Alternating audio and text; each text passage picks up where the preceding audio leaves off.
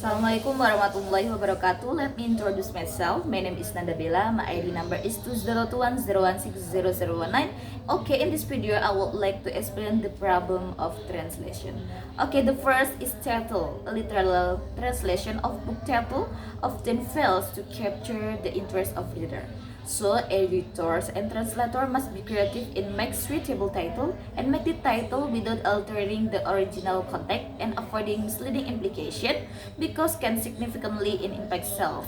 And then the second is stylized language. A book written in particular style, some translators do update with the aim of attracting reader interest.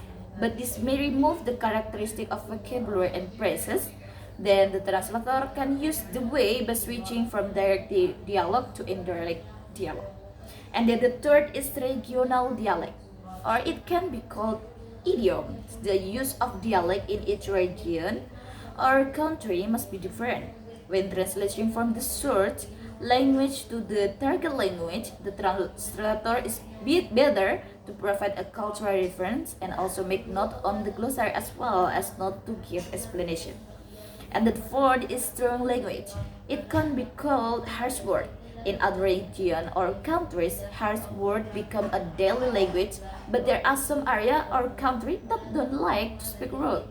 Therefore, the translator must choose the vocabulary carefully in order to be accepted by the target language. And then the five is colloquialism. Colloquialism or slang translation is very difficult because it is not in the dictionary. The translator must understand the culture of the short language to know the meaning of the slang so that there is no misinterpretation. Contoh di Indonesia seperti baper, kuy, atau gasken yang artinya ajakan ayo dan sabi adalah kata bisa yang dibalik. And then the sixth is humor. Humor can be a problem for translator because something funny in other language can fall flat when translated into English. The solution is reduce the humor without deviating literal meaning of the original context. And then the seventh is unstable word and culture-specific references.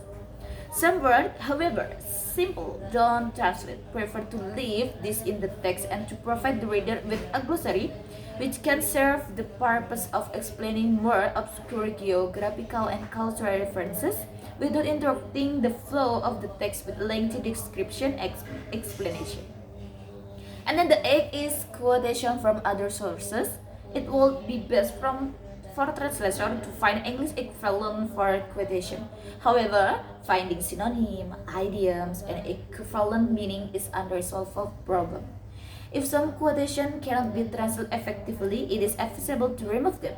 Quotations should be sorted separately from the translation and provided to the editor. However, permission may be required before translator when translating someone else's work. And then the last is difficult language. There are few languages that are difficult to translate and rarely used. For the publisher can rely on to joint effort of the prose editor and the translator of the native speaker to obtain the correct equation. Maybe it's just enough explanation from me. Thank you for your attention and see you. Wassalamualaikum warahmatullahi wabarakatuh.